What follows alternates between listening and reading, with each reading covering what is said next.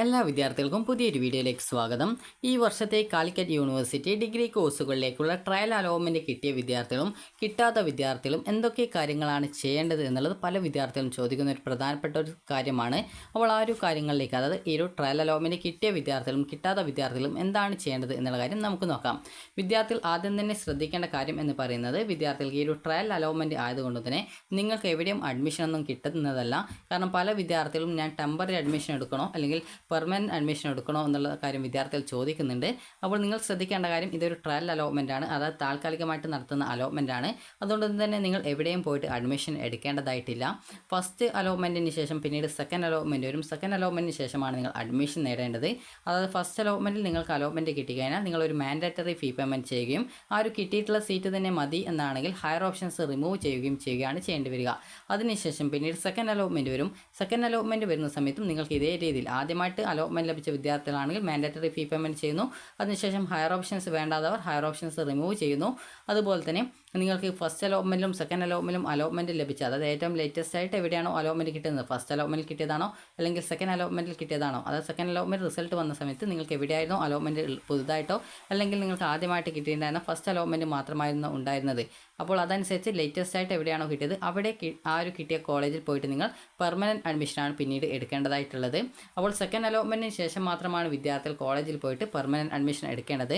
Trial allotment ആയതുകൊണ്ട് തന്നെ വിദ്യാർത്ഥികൾ നിലവിൽ പ്രത്യേകിച്ച് ഒന്നും ചെയ്യേണ്ട ആവശ്യമില്ല.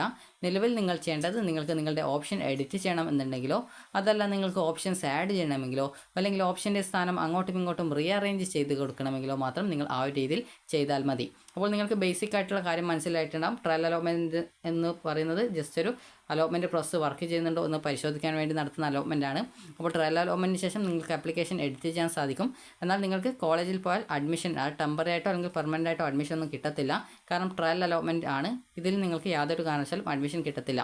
നിങ്ങൾക്ക് അഡ്മിഷൻ കിട്ടുന്നത് സെക്കൻഡ് അലോട്ട്മെൻറ്റിന് ശേഷമാണ്. നേരത്തെ പറഞ്ഞത് ഫസ്റ്റ് അലോട്ട്മെൻറ്റിൽ ആദ്യമായിട്ട് കിട്ടുന്ന സമയത്ത് നിങ്ങളൊരു ഫീ പേയ്മെൻറ്റ് ചെയ്യണം.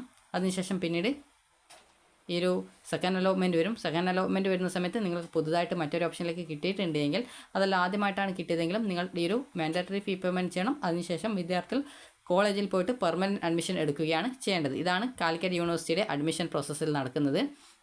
അതിനുശേഷം പിന്നീട് നിങ്ങൾക്ക് ഓപ്ഷൻ എഡിറ്റ് ചെയ്യാനും അതുപോലെ തന്നെ പിന്നീടുള്ള അലോട്ട്മെൻറ്റുകളിൽ പങ്കെടുക്കുന്നതിനുമുള്ള അവസരം നിങ്ങൾക്ക് ലഭ്യമാണ്. അപ്പോൾ വിദ്യാർത്ഥികൾക്ക് ഇനി ഈ ഒരു ട്രയൽ അലോട്ട്മെൻറ്റിന് ശേഷം നിങ്ങൾ ചെയ്യേണ്ട പ്രധാനപ്പെട്ട കാര്യങ്ങൾ എന്തൊക്കെയാണെന്നുള്ള കാര്യം നമുക്ക് നോക്കാം. ആദ്യം തന്നെ നിങ്ങൾ ചെയ്യേണ്ടത് നിങ്ങളുടെ അലോട്ട്മെൻറ്റ് പരിശോധിക്കുക എന്നുള്ളതാണ്. അലോട്ട്മെൻറ്റ് പരിശോധിച്ചിട്ടില്ലെങ്കിൽ ജസ്റ്റ് ഒന്ന് admission.uoc.ac.in/admission എന്നുള്ള വെബ്സൈറ്റ് ഓപ്പൺ ചെയ്യുക. ഓപ്പൺ ചെയ്ത ശേഷം വിദ്യാർത്ഥികൾക്ക് ഇവിടെ FIUGP 2025-26 സ്റ്റുഡൻറ്റ് ലോഗിൻ എന്ന് പറഞ്ഞുകൊണ്ട് കാണാം. അപ്പോൾ നിങ്ങൾ ആ ഒരു ലിങ്കിൽ ക്ലിക്ക് ചെയ്യുക. ക്ലിക്ക് ചെയ്യുമ്പോൾ പിന്നീട് വരുന്ന പേജിൽ നിങ്ങൾക്ക് ഇതുപോലെയാണ് കാണാൻ പറ്റുക. ഇവിടെ നിങ്ങളുടെ ക്യാപ്പ് ഐ ഡിയും അതുപോലെ സെക്യൂരിറ്റി കീയും കൊടുക്കുക. ഇവിടെ കാലിക്കറ്റ് യൂണിവേഴ്സിറ്റിയുടെ വെബ്സൈറ്റിലാണ് ഈ ഒരു രീതിയിൽ ഉണ്ടാവുക. മറ്റു വെബ്സൈറ്റുകളിൽ ഈ ഒരു ക്യാപ്പ് ഐ ഡിക്ക് പകരം ആപ്ലിക്കേഷൻ നമ്പർ എന്നും സെക്യൂരിറ്റി കീക്ക് പകരം പാസ്വേഡ് എന്നുമാണുള്ളത്. ഈ ഒരു കാലിക്കറ്റ് യൂണിവേഴ്സിറ്റിയുടെ വെബ്സൈറ്റിൽ ക്യാപ്പ് ഐ ഡി അതുപോലെ തന്നെ സെക്യൂരിറ്റി കീ എന്നാണ് ഉണ്ടാവുക. അപ്പോൾ അത് കൊടുത്ത ശേഷം ലോഗിൻ ചെയ്യുക. നിങ്ങൾക്കിപ്പോൾ അതിനുശേഷം നിങ്ങളുടെ പ്രൊഫൈലിൽ അലോട്ട്മെൻറ്റ് കിട്ടിയിട്ടുണ്ടെങ്കിൽ ഏത് കോളേജിൽ ഏത് കോഴ്സിൽ കിട്ടിയെന്ന് കാണാൻ പറ്റുന്നതാണ്. അപ്പോൾ അതിനുശേഷം നിങ്ങൾക്ക് എഡിറ്റ് ആപ്ലിക്കേഷൻ ലിങ്ക് ഉപയോഗിച്ചുകൊണ്ട് നിങ്ങളുടെ ആപ്ലിക്കേഷൻ എഡിറ്റ് ചെയ്യാവുന്നതാണ്.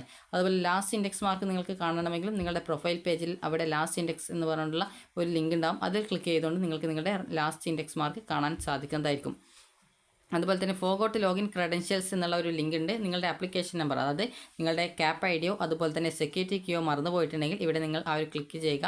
അതായത് ഫോഗോട്ട് ലോഗിൻ ക്രെഡൻഷ്യൽസ് എന്നുള്ളത് ക്ലിക്ക് ഹിയർ എന്ന് കൊടുത്തിട്ടുണ്ട്, അവിടെ ക്ലിക്ക് ചെയ്യുക.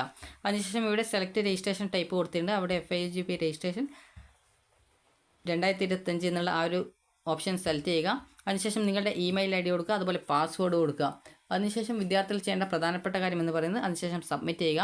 സബ്മിറ്റ് ചെയ്യുന്ന സമയത്ത് നിങ്ങളുടെ മൊബൈൽ ഫോണിലേക്ക് അത് OTP അല്ല SMS ആയിട്ടോ അതുപോലെ തന്നെ ഇമെയിൽ IDയിലേക്ക് അത് മെയിലായിട്ടും വരുന്നതായിരിക്കും. അതിൽ നിങ്ങളുടെ ക്യാപ്പ് ഐ ഡിയും രജിസ്ട്രേഷൻ ID യും ഉണ്ടാവും. അത് കൃത്യമായിട്ട് വിദ്യാർത്ഥികൾ അത് പരിശോധിക്കുക. അപ്പോൾ അത് ആ ഒരു SMS ആയിട്ട് വരുന്ന ആ ഒരു ക്യാപ്പ് ഐ ഡിയും രജിസ്ട്രേഷൻ ID യും കൊടുത്ത് നിങ്ങൾ ലോഗിൻ ചെയ്യുക. ഇതിനുശേഷം നിങ്ങൾ ചെയ്യേണ്ട പ്രധാനപ്പെട്ട കാര്യം എന്ന് പറയുന്നത് നിങ്ങൾക്ക് ഓപ്ഷൻസ് എഡിറ്റ് ചെയ്യാൻ സാധിക്കും എന്നുള്ളതാണ്.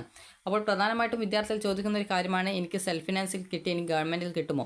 അപ്പോൾ എന്താണ് ഈ ഒരു സെൽഫ് ഫിനാൻസ് ഗവൺമെൻറ് ആ ഒരു കോഴ്സുകൾ തമ്മിലുള്ള വ്യത്യാസം പറഞ്ഞു തരാം. ഗവൺമെൻറ് കോളേജ് ആണെങ്കിൽ നിങ്ങൾക്ക് ഫീസ് വളരെയധികം കുറവായിരിക്കും. അതേസമയം നിങ്ങൾക്കിപ്പോൾ ഈ എയ്ഡഡ് കോളേജുകളാണെങ്കിലും ഫീസ് കുറവായിരിക്കും. എന്നാൽ എയ്ഡഡ് കോളേജിൽ SF എന്ന് പറഞ്ഞാൽ സെൽഫ് ഫിനാൻസ് സീറ്റുകൾ ഉണ്ടാവും. അതുപോലെ തന്നെ സെൽഫ് ഫിനാൻസ് കോളേജിലും സെൽഫ് ഫിനാൻസ് കോഴ്സുകൾ ഉണ്ടാവും. അപ്പോൾ ഇങ്ങനെയുള്ള ആ ഒരു കോഴ്സുകളാണ് നിങ്ങൾ സെൽഫ് ഫിനാൻസ് കോഴ്സുകളാണ് കിട്ടുന്നതെങ്കിൽ അല്ലെങ്കിൽ സെൽഫ് ഫിനാൻസ് കോളേജിലാണ് കിട്ടുന്നതെങ്കിൽ നിങ്ങൾക്ക് ഓരോ സെമസ്റ്ററിനും ഒരു നിശ്ചിത ഫീസ് ഉണ്ടാവും. അവിടെ ഏകദേശം ഓരോ സെമസ്റ്ററിനും ഏറ്റവും ചുരുങ്ങിയത് ഒരു 16,000 15,000 ആ ഒരു റേഞ്ചിലാണ് സെമസ്റ്റർ ഫീസ് വരിക. സെമസ്റ്റർ എന്ന് പറയുമ്പോൾ 6 മാസം കൂടുമ്പോൾ വരുന്ന ഫീസാണ്. അപ്പോൾ നിങ്ങൾക്ക് ആ ഒരു ഫീസ് സ്ട്രക്ചർ നിങ്ങൾക്ക് അറിയണമെന്നുണ്ടെങ്കിൽ ഇവിടെ ഫീസ് സ്ട്രക്ചർ ക്ലിക്ക് ഹിയർ എന്ന് പറഞ്ഞുകൊണ്ട് കൊടുത്തിട്ടുണ്ട്. അതിൽ ക്ലിക്ക് ചെയ്ത് ഡൗൺലോഡ് ചെയ്ത് കഴിഞ്ഞാൽ നിങ്ങൾക്ക് ഇവിടെ കാണാൻ സാധിക്കുന്നതാണ്. അപ്പോൾ ഇവിടെ നിങ്ങൾക്ക് കാണാം ഗവൺമെൻറ് കോളേജിലെ ഫീസ് കാണാം, വളരെയധികം കുറവായിട്ടുള്ള ഫീസാണ്. എന്നാൽ നിങ്ങൾക്കിപ്പോൾ സെൽഫ് ഫിനാൻസ് കോഴ്സുകളിലെ ഫീസ് നോക്കുന്ന സമയത്ത് ഇതുപോലെ കാണാം. അപ്പോൾ ഈ ഒരു ട്യൂഷൻ ഫീസ് വരുന്നത്, അതായത് ഇവിടെ self financing UG courses aided or self financing arts science college എന്നിവയാണ്. അതുപോലെ സർക്കാർ സർവകലാശാല ഉത്തരവുകൾക്ക് വിധേയമായിട്ട് ഫീസ് ഇനത്തിലും തുകയിലും മാറ്റം വരാവുന്നതാണെന്ന് കൂടി കൊടുത്തിട്ടുണ്ട്. അപ്പോൾ നിങ്ങൾക്ക് ഇവിടെ വിവിധ കോഴ്സുകൾക്ക് BCom അതുപോലെ തന്നെ BBA BA BSW ഇതുപോലെ കോഴ്സുകൾക്ക് കാണാം. അപ്പോൾ ആ ഒരു കോഴ്സുകൾക്ക് നിങ്ങൾക്ക് വരുന്ന ആ ഒരു ഫീസ് എന്ന് പറയുന്നത് 10,080 രൂപയാണ് പെർ സെമസ്റ്റർ വരിക. അതുപോലെ തന്നെ BSc കോഴ്സുകൾക്ക് 12,600 അതുപോലെ BCA BSc computer science electronics ഇതുപോലുള്ള വിവിധ കോഴ്സുകൾക്ക് 21,000 രൂപയാണ് സെമസ്റ്റർ ഫീസ്. അതുപോലെ തന്നെ ചില കോഴ്സുകൾക്ക് 21,840 വരുന്നുണ്ട്. അതുപോലെ BA multimedia BA visual arts അതുപോലെ BSc visual communication BA animation and visual effect artificial intelligence എന്നിവർക്ക് എന്നീ കോഴ്സുകൾക്ക് പെർ സെമസ്റ്റർ ഫീസ് 26,880 രൂപയാണ്. അതുപോലെ തന്നെ ചില കോഴ്സുകൾക്ക് 6,720 വരുന്നുണ്ട്. അതുപോലെ തന്നെ 16,800 വരുന്നുണ്ട്. അതുപോലെ തന്നെ 21,840 വരുന്നുണ്ട്. അപ്പോൾ ഈ രീതിയിൽ വിവിധ തരത്തിൽ ഫീസ് വരുന്നുണ്ട്. അപ്പോൾ നിങ്ങൾക്ക് ലഭിക്കുന്ന കോഴ്സ് അനുസരിച്ചിട്ടാണ് സെമസ്റ്റർ ഫീസും കാര്യങ്ങളൊക്കെ ഉണ്ടായിരിക്കുക. അപ്പോൾ നിങ്ങൾക്ക് കൃത്യമായിട്ട് ഈ ഫീ ഡീറ്റെയിൽസിൽ കൃത്യമായിട്ട് ഓരോ ഫീസ് ഏതൊക്കെ കോഴ്സുകൾക്ക് എത്ര രൂപ വീതം ഫീസാണ് വരുന്നത് എന്നുള്ള കൊടുത്തിട്ടുണ്ട്. ജസ്റ്റ് അത് നോക്കിയാൽ മതി. അതുപോലെ യൂണിവേഴ്സിറ്റിയുടെ ഉത്തരവുകൾക്കനുസരിച്ച് ആ ഒരു ഫീസിൽ വ്യത്യാസം വരുന്നതായിരിക്കും. അപ്പോൾ ഇനി വിദ്യാർത്ഥികൾ ചെയ്യേണ്ട പ്രധാനപ്പെട്ട കാര്യം എന്ന് പറയുന്നത്, വിദ്യാർത്ഥികൾക്ക് ഒരു ട്രയൽ അലോട്ട്മെൻറ്റ് കിട്ടിയിട്ടുണ്ടെങ്കിൽ നിങ്ങൾ ചെയ്യേണ്ട കാര്യം, ട്രയൽ അലോട്ട്മെൻറ്റ് കിട്ടിയിട്ടില്ലാത്ത വിദ്യാർത്ഥികളും ചെയ്യേണ്ടത് നിങ്ങളുടെ ഓപ്ഷനിൽ വല്ല എഡിറ്റ് ചെയ്യണമെങ്കിലോ, അതായത് നിങ്ങൾക്കിപ്പോൾ കോളേജ് അതുപോലെ തന്നെ കോഴ്സ് അതുപോലെയുള്ള കാര്യങ്ങൾ നിങ്ങൾക്ക് എഡിറ്റ് ചെയ്യണമെന്നുണ്ടെങ്കിൽ നിങ്ങൾ കൃത്യമായിട്ട് എഡിറ്റ് ചെയ്യുക. ഇനിയിപ്പോൾ എഡിറ്റ് ചെയ്യേണ്ടതൊന്നുമില്ല എന്നാണെങ്കിൽ എഡിറ്റ് ചെയ്യേണ്ട ആവശ്യമൊന്നുമില്ല. നിങ്ങൾക്ക് എഡിറ്റ് ചെയ്യണമെന്ന് അത് ഓപ്ഷൻ 20 ഓപ്ഷൻസാണ് കൊടുക്കാനായിട്ട് സാധിക്കുന്നത്. അപ്പോൾ ഇങ്ങനെ 20 ഓപ്ഷൻസ് കൊടുക്കാൻ പറ്റുന്നതിൽ നിന്നും വിദ്യാർത്ഥികൾക്ക് നിങ്ങൾക്ക് ഏതെങ്കിലും ഓപ്ഷൻ ചേഞ്ച് ചെയ്യണമെങ്കിലോ അല്ലെങ്കിൽ ഓപ്ഷൻ്റെ സ്ഥാനം അങ്ങോട്ടും ഇങ്ങോട്ടും ചേഞ്ച് ചെയ്യണമെങ്കിലോ, അത് ജസ്റ്റ് ഒരു ഉദാഹരണം പറഞ്ഞുതരാം. അപ്പോൾ ഞാനിപ്പോൾ ഒരു 20 ഓപ്ഷൻ കൊടുത്തു എന്ന് വിചാരിക്കാം. അപ്പോൾ അങ്ങനെ 20 ഓപ്ഷൻസ് കൊടുത്ത സമയത്ത് എനിക്ക് ഓപ്ഷൻ്റെ സ്ഥാനം അങ്ങോട്ടും ഇങ്ങോട്ടും ഒക്കെ ചേഞ്ച് ചെയ്ത് കൊടുക്കണം.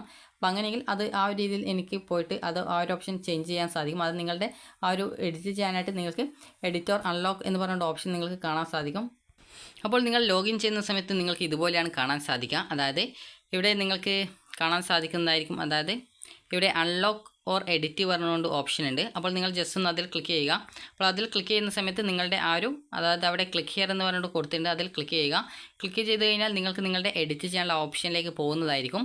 അപ്പോൾ നിങ്ങൾ ചെയ്യേണ്ടത് ആ ഒരു നിങ്ങളുടെ ആപ്ലിക്കേഷനിൽ എന്തൊക്കെ വിവരങ്ങളാണ് എഡിറ്റ് ചെയ്യേണ്ടത്, അത് നിങ്ങൾക്കിപ്പോൾ ഓപ്ഷൻ്റെ സ്ഥാനം ചേഞ്ച് ചെയ്യണമെങ്കിലോ അല്ലെങ്കിൽ പുതുതായിട്ട് നിങ്ങൾ ഓപ്ഷൻസ് ആഡ് ചെയ്യണമെങ്കിലോ അല്ലെങ്കിൽ ഡിലീറ്റ് ചെയ്യണമെങ്കിലോ, അതായത് നിങ്ങൾക്ക് ഏതെങ്കിലും ഓപ്ഷൻ ഡിലീറ്റ് ചെയ്ത് പുതിയ ഓപ്ഷൻ ആഡ് ചെയ്ത് കൊടുക്കണം, അങ്ങനെയെങ്കിൽ അങ്ങനെ ചെയ്ത് കൊടുക്കുന്നതിനോ നിങ്ങൾക്ക് സാധിക്കുന്നതാണ്. അതുപോലെ തന്നെ നിങ്ങളുടെ അപേക്ഷയിലെ ഏതൊരു വിവരങ്ങളും നിങ്ങൾക്ക് എഡിറ്റ് ചെയ്യാം. നിങ്ങളുടെ പേഴ്സണൽ ഡീറ്റെയിൽസ് ആയിക്കോട്ടെ, അതുപോലെ കോഴ്സ് ആയിക്കോട്ടെ, കോളേജ് ആയിക്കോട്ടെ, അതല്ല മറ്റേതെങ്കിലും വിവരങ്ങൾ ആയിക്കോട്ടെ, ഏതൊരു വിവരം വേണമെങ്കിലും നിങ്ങൾക്ക് എഡിറ്റ് ചെയ്യാൻ സാധിക്കുന്നതാണ്. അപ്പോൾ നിങ്ങൾക്ക് എന്തൊക്കെ വിവരങ്ങളാണോ എഡിറ്റ് ചെയ്യേണ്ടത് അതൊക്കെ കൃത്യമായിട്ട് എഡിറ്റ് ചെയ്യുക. അതിനുശേഷം വിദ്യാർത്ഥികൾ ചെയ്യേണ്ടത് അത് കൃത്യമായിട്ട് എല്ലാ ഡീറ്റെയിൽസും ഒരു 2 പ്രാവശ്യമെങ്കിലും വെരിഫൈ ചെയ്യുക, എന്തെങ്കിലും തെറ്റിപ്പോയിട്ടുണ്ടോ എന്നുള്ളത്.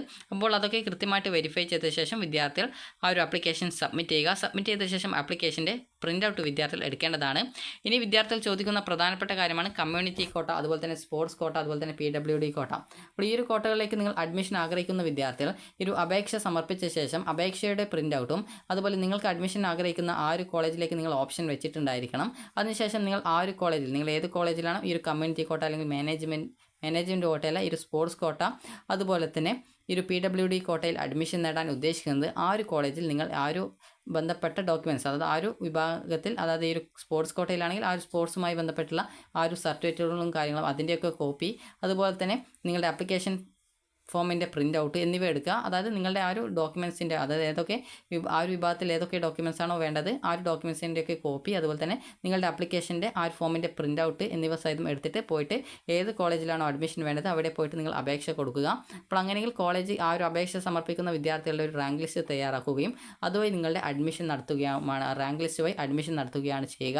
അപ്പോൾ വിദ്യാർത്ഥികൾ നിലവിൽ ചെയ്യേണ്ടത് കമ്മ്യൂണിറ്റി കോട്ടയിലേക്കോ അല്ലെങ്കിൽ സ്പോർട്സ് കോട്ടയിലേക്കോ അല്ലെങ്കിൽ ഈ ഒരു PWD കോട്ടയിലേക്കോ നിങ്ങൾ അഡ്മിഷൻ ആഗ്രഹിക്കുന്ന വിദ്യാർത്ഥികളാണെങ്കിൽ ഓൺലൈൻ അപേക്ഷയുടെ പ്രിൻ്റ് ഔട്ടും അതുപോലെ അതുമായി ബന്ധപ്പെട്ടുള്ള ഡോക്യുമെൻറ്റ്സും കാര്യങ്ങളും എന്നിവയുടെയൊക്കെ കോപ്പി, അതായത് ഫോട്ടോസ്റ്റാറ്റും എടുത്തുകൊണ്ട് നിങ്ങൾക്ക് ഏത് സ്കൂളിലാണോ ഏത് കോളേജിലാണോ നിങ്ങൾ അഡ്മിഷൻ ആഗ്രഹിക്കുന്നത് ആ ഒരു കോളേജിൽ വിദ്യാർത്ഥികൾ കൊണ്ടുപോയിട്ട് കൊടുക്കുകയാണ് ചെയ്യേണ്ടത്. ഇനി അടുത്തതായിട്ടുള്ളത്, നിങ്ങൾക്ക് ട്രയൽ അലോട്ട്മെൻറ്റ് കിട്ടിയിട്ടുണ്ടെങ്കിൽ നിങ്ങൾക്ക് അപേക്ഷയിൽ എന്തെങ്കിലും എഡിറ്റ് ചെയ്യണം എന്നുണ്ടെങ്കിൽ എഡിറ്റ് ചെയ്യുക. ട്രയൽ അലോട്ട്മെൻറ്റിൽ അഡ്മിഷൻ ഒന്നും കിട്ടത്തില്ല. ഫസ്റ്റ് അലോട്ട്മെൻറ്റിന് ശേഷം പിന്നീട് സെക്കൻഡ് അലോട്ട്മെൻറ്റ് കൂടി വന്ന ശേഷമാണ് കോളേജിൽ ജോയിൻ ചെയ്യേണ്ടതായിട്ടുള്ളൂ. അപ്പോൾ വിദ്യാർത്ഥികൾക്ക് ഈ ഒരു വീഡിയോ ഉപകാരപ്രദമായിട്ടുണ്ടെങ്കിൽ ലൈക്ക് ചെയ്യുക, ഷെയർ ചെയ്യുക. Thank you for watching.